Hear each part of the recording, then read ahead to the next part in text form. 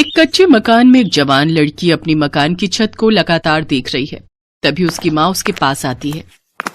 क्या देख रही है पावनी? माँ, ये मकान कब से है? मतलब क्या क्या पूछती रहती है। बताओ ना माँ, ये मकान कब से है? मुझे नहीं पता, जब मैं इस घर में ब्याह कर आई थी उससे भी पहले से है। और आपको पता है कि ये मकान कच्चा होने के बाद भी क्यों खड़ा है अब तक? अब मुझे क्या पता, क्योंकि पुराने जमाने के लोगों की कमाल की इंजीनियरिंग होती थी। देखो ना, एक एक कॉलम की जगह रखी है लकड़ियां, कितने सही तरीके से रखी गई हैं। और दीवारों को देखो, ऐसा लगता है कि ओ इंजीनियर मेम साहब, मैं ये कहने आई थी कि खाना बन गया है, चल आजा रोटी खा ले। ठीक है, आती हूँ। ये कहानी है कमला और उसकी बेटी पावनी की। पावनी शहर के एक बड़े कॉलेज से इंजीनियरिंग की पढ़ाई कर रही थी, जबकि उसकी माँ कमला गांव में ही खेती करके अपना और अपनी बेटी पावनी का पेट पाल रही थी। जब भी पावनी को 2-3 दिन की छुट्टी मिलती तो वो अपनी माँ से मिलने गांव आ जाती। अगली सुबह पावनी फिर से शहर के लिए रवाना हो गई और फिर कॉलेज में। अब हाय पावनी, कैसी हो? हाय समीर, मैं एकदम ठीक हूँ, तुम बताओ। अब मैं भी ठीक हूँ। आंटी कैसी है? माँ, वो भी एकदम ठीक है। अच्छा पावनी, कल मेरा बर्थडे है, सारे क्लासमेट्स मेरे घर आ रहे हैं, तुम भी आओ ना। मैं सोचकर बताऊंगी। ऐसे मत बोलो यार, सब आ रहे हैं, तुम भी आना ना प्लीज। अच्छा ठीक है, मैं आऊंगी। पावनी की बात से समीर खुश होकर वहां से चला गया। पावनी बहुत ही समझदार और संस्कारी लड़की थी, इसीलिए समीर पावनी को बहुत पसंद करता था। फर्क इतना था कि पावनी गरीब घर से आती थी, जबकि समीर शहर के बड़े बिल्डर ओम प्रकाश का बेटा था। शाम को पार्टी में समीर के सारे दोस्त आए। जो लड़कियां उस पार्टी में आई थीं, वो सब एकदम मॉडर्न कपड़ों में पहुंची थी, लेकिन एक पावनी ही थी जो साड़ी पहन कर गई थी। फिर पार्टी खत्म होने के बाद, सुनो बेटा समीर, वो जो लड़की साड़ी में आई थी वो कौन थी? पापा वो पावनी है, मेरी क्लासमेट है। अच्छा, मैंने देखा उसे, मुझे बहुत ही संस्कारी लड़की लगी वो। हाँ पापा, वो संस्कारी भी है और बहुत समझदार भी, क्लास में फर्स्ट आती है हमेशा। वैसे उसके हाथ में एक गिफ्ट भी था ना? वो कहाँ है, जरा लेकर तो आओ। ओम प्रकाश के कहने पर समीर पावनी का लाया हुआ गिफ्ट लेकर आया। ओम प्रकाश देखना चाहते थे कि पावनी उनके बेटे के लिए क्या लेकर आई थी। जब ओम प्रकाश ने वो गिफ्ट खोला तो उसमें भगवान गणेश की प्रतिमा थी। तुम्हें पता है कि वो लड़की तुम्हें गणेश जी क्यों देकर गई? अब उसे अच्छे लगे होंगे शायद। बुद्धू, गणेश भगवान बुद्धि के देवता माने जाते हैं, इसीलिए वो तुम्हें गणेश जी की मूर्ति भेंट करके गई है। चलो आओ, इन्हें मंदिर में स्थापित करते हैं। गणेश जी की मूर्ति को मंदिर में स्थापित करने के बाद ओम प्रकाश उस मूर्ति के सामने हाथ जोड़कर खड़े हो गए और बहुत देर तक उस मूर्ति को देखते रहे। ओम प्रकाश को पावनी बहुत ही अच्छी लगी थी और वो ये भी समझ रहे थे कि समीर को भी पावनी अच्छी लगती है, लेकिन अब वो पावनी का मन टटोलना चाहते थे। और फिर एक दिन फोन पर, क्या पावनी आज भी नहीं आई? अरे एग्जाम्स आने वाले हैं, ऐसा कैसे हो सकता है? वो तो एक भी क्लास मिस नहीं करती। चल मैं पता करने की कोशिश करता हूँ। क्या हुआ बेटा, कोई दिक्कत है? पापा, पावनी 3 दिनों से कॉलेज नहीं आ रही है, पता नहीं क्या बात है। तो उसे फोन कर लो। पापा यही तो दिक्कत है, उसके पास फोन नहीं है। तुम चिंता मत करो, तुम कॉलेज जाओ, मैं पता करवाता हूँ। ओके पापा। अब समीर के साथ साथ ओम प्रकाश को भी पावनी की चिंता हो रही थी।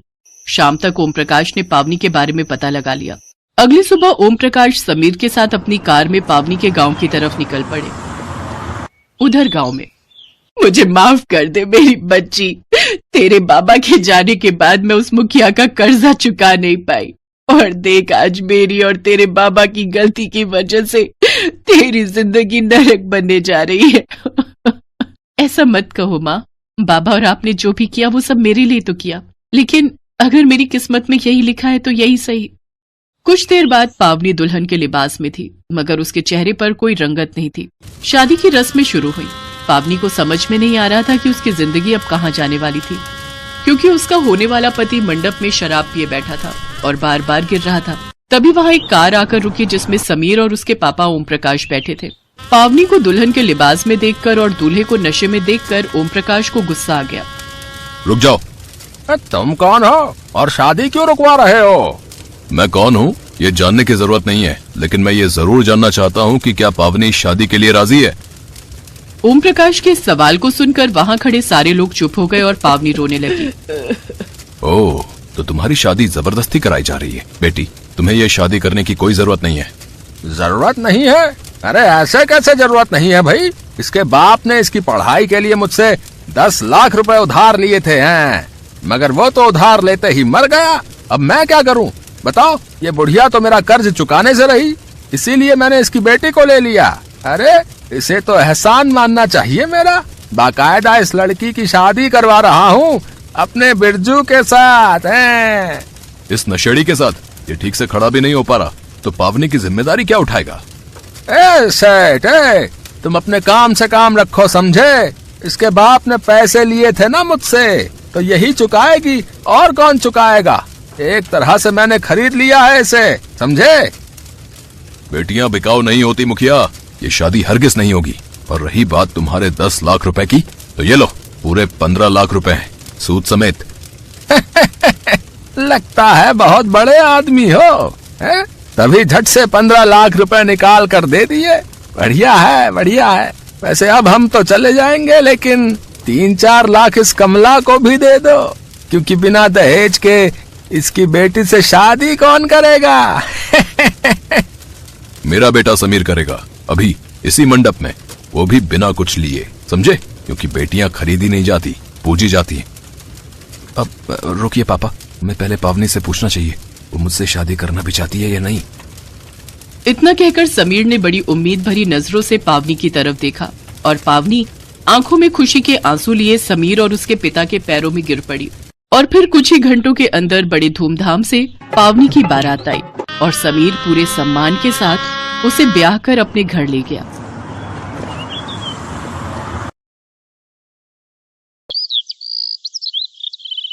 वर्षा के माता पिता का देहांत हो गया था, जिसके बाद उसके भैया भाभी ही उसका सहारा थे। सुबह की पहली भोर के साथ वर्षा जागती और सारा दिन घर के कामकाज में लगी रहती, जबकि उसकी भाभी पानी का गिलास तक नहीं उठाती। एक रोज जब वर्षा का भाई गगन ऑफिस के लिए जाता है, तो उसकी भाभी निशा अपने बिस्तर पर पड़े पड़े वर्षा को जोर जोर से आवाज लगाती है। उसकी आवाज सुनकर वर्षा भागी भागी अपनी भाभी के कमरे में जाती है और डरते हुए बोलती है, क्या हुआ भाभी, कुछ काम है क्या? अरे निकम्मी, कितनी देर से आवाज लगा रही हूँ, हैं? सुनती क्यों नहीं है? तुझे पता है ना कि मुझे उठते ही कॉफी चाहिए होती है। भाभी, मैं 2 बार कॉफी लेकर आई थी, लेकिन आप तब सो रही थी, इसलिए मैंने आपको जगाया नहीं। ओह, तो अब तुम मुझसे झूठ भी बोलने लग गई। कब आई तू मेरे कमरे में? अब भाभी, आपके उठने का कोई टाइम तो फिक्स है नहीं, इसलिए मैं खुद ही बार बार आकर नजर मारती रहती हूँ कि आप कब उठोगे। अच्छा, तू कहना क्या चाहती है कि मैं देर तक बिस्तर पर पड़ी रहती हूँ? रुक, बहुत दिन हो गए तेरी हड्डियां तोड़े हुए, अभी बताती हूँ तुझे। निशा का स्वभाव कुछ ऐसा ही था, उसे सिर्फ खुद से ही प्यार था और किसी की उसे पड़ी ही नहीं थी। फिर एक दिन निशा की सहेली दिव्या उसके घर आती है। दोनों मिलकर ड्रिंक करती हैं और उसके बाद पत्ते खेलने लगती हैं। तभी दिव्या निशा से कहती है, यार निशा, बाहर बारिश हो रही है, अगर गरम गरम पकौड़े खाने को मिले तो मजा ही आ जाए। तो रुक, मैं अभी वर्षा को बोलती हूँ। वर्षा, वर्षा, अरे कहाँ मर गई? जी भाभी की बच्ची, जल्दी से किचन में जा और हमारे लिए गर्मा गर्म पकौड़े बनाकर ला। थोड़ी देर के बाद वर्षा दोनों के लिए पकौड़े बनाकर लाती है। ये देख दिव्या निशा से कहती है, वैसे निशा, तू है तो सचमुच बड़ी ही दिल वाली, तभी तो बिन माँ बाप की इस लड़की को अभी तक अपने घर पर रखा हुआ है। तूने अब तक इसकी शादी नहीं की, अब तो तू जल्दी से इसकी शादी कर दे और अपनी जिम्मेदारियों से छुटकारा पा ले। हाँ, अरे वर्षा, तू अब तक यहाँ क्यों खड़ी है? यहाँ खड़े खड़े हमारी बातें सुन रही है क्या? चल निकल यहाँ से। अरे यार, इस मुसीबत को तो मैं भी जल्द से जल्द अपने घर से भेजना चाहती हूँ, लेकिन इसके लिए कोई लड़का मिले तभी तो। और मैं तो बस इतना ही चाहती हूँ कि भले लड़का कैसा भी हो, लेकिन वो बस दहेज न मांगे और शादी भी सस्ते में ही कर ले। बल्कि मैं तो कहती हूँ कोर्ट मैरिज या मंदिर में ही कर ले, ताकि कोई झंझट भी ना हो और मुझे इस पनौती पर पैसे भी ना खर्च करने पड़े। अगर तुझे पैसे से इतना ही प्यार है तो अपना पैसा लगाने की जगह ऐसा कुछ सोच कि तेरी ननद की वजह से तेरी अच्छी कमाई हो जाए। लेकिन ये कैसे मुमकिन है? अपनी कुंवारी ननद का सौदा करके, और ऐसा करके तेरे एक तीर से 2 निशाने हो जाएंगे। एक तो तुझे पैसे देने की जगह पैसे मिलेंगे और साथ ही तुझे उससे छुटकारा भी मिल जाएगा, और वो भी हमेशा हमेशा के लिए। इससे तू भी खुश हो जाएगी और वो भी। सौदा? अरे अगर मेरे पति को पता चला ना कि मैंने उनकी बहन का सौदा किया है, तो तब तो वो पक्का मेरा भी सौदा कर देंगे। इससे तो यही अच्छा है कि जब तक ये यहाँ है मेरी नौकरानी बनकर ही रहे। देख निशा, मैं तो तेरी भलाई के बारे में ही सोच रही थी। अब तो भले ही कितनी भी छोटी शादी करे अपनी ननद की, लेकिन उसमें ना करके भी तो खर्चा हो ही जाएगा। अब आगे तेरी मर्जी कि तू क्या करना चाहती है, इसीलिए मेरी मान तो उसका सौदा कर ही दे। निशा भले ही दिव्या को अपने पति की बहन का सौदा करने से मना कर देती है, लेकिन लालची स्वभाव के कारण वो आखिर कब तक अपने लालच को दबा कर रखती। ऐसे ही कुछ दिन बीत जाते हैं। फिर एक दिन निशा का पति गगन मिठाई का डब्बा लेकर आता है। अरे अपना मुंह मीठा करो तुम दोनों, आज हम सबके लिए बहुत ही खुशी का दिन है। आज मेरी बहन वर्षा के लिए एक बहुत ही बड़े अमीर घर से रिश्ता आया है। क्या रिश्ता? और वो भी अमीर घर के लड़के का? हाँ रिश्ता, और मुझे तो लड़का बहुत पसंद आया। एक बार तुम दोनों भी लड़के से मिल लो, फिर देखते हैं कि क्या करना है। और वैसे भी हमारी वर्षा की उम्र अब शादी लायक हो चुकी है। लेकिन भैया, अगर मेरी शादी हो गई तो फिर आप लोग कैसे रहोगे? भाभी को भी घर के काम करने की आदत नहीं है। अरे मेरी गुड़िया रानी, अब तो हमारी फिक्र करना छोड़ और अपने आगे की जिंदगी के बारे में सोच। बस तेरी शादी हो जाए और हमें क्या चाहिए। और तू काम छोड़ेगी तभी तो निशा के सर पर जिम्मेदारियां आएंगी। ये मेरे पति की बहन जो मुझे फूटी आंख नहीं भाती, उसकी शादी एक बड़े और अमीर घर में? नहीं, मैं ऐसा बिल्कुल नहीं होने दूंगी। अब मुझे कुछ करना होगा जिससे सांप भी मर जाए और लाठी भी ना टूटे। अगले दिन निशा अपनी सहेली दिव्या से मिलती है और उससे अपनी ननद के सौदे की बात करती है। 2 दिन बाद निशा वर्षा को अच्छे से तैयार करके एक पार्क में ले जाती है और कुंती देवी नाम की एक औरत से मिलवाते हुए कहती है, ये मेरी कुंवारी ननद है जो कि दिखने में काफी सुंदर है और ये आपको भी काफी पसंद आएगी। भाभी, ये कौन है और मुझे इनसे क्यों मिलवाने लाई है? ये मेरी रिश्तेदार है और अब तुम इनके साथ ही जाओगी। लेकिन क्यों भाभी, मैं इनके साथ क्यों जाऊं? और भैया ये बात जानते हैं क्या? हाँ, उन्हें सब पता है। दरअसल हम दोनों कुछ दिनों के लिए बाहर घूमने जा रहे हैं और उन्होंने ही कहा था कि मैं तुम्हें अपने किसी रिश्तेदार के घर छोड़ाऊं। इसके बाद निशा कुंती देवी को अकेले में लेकर जाती है और उससे कहती है, मैं अपनी इस ननद का सौदा तुमसे कर रही हूँ।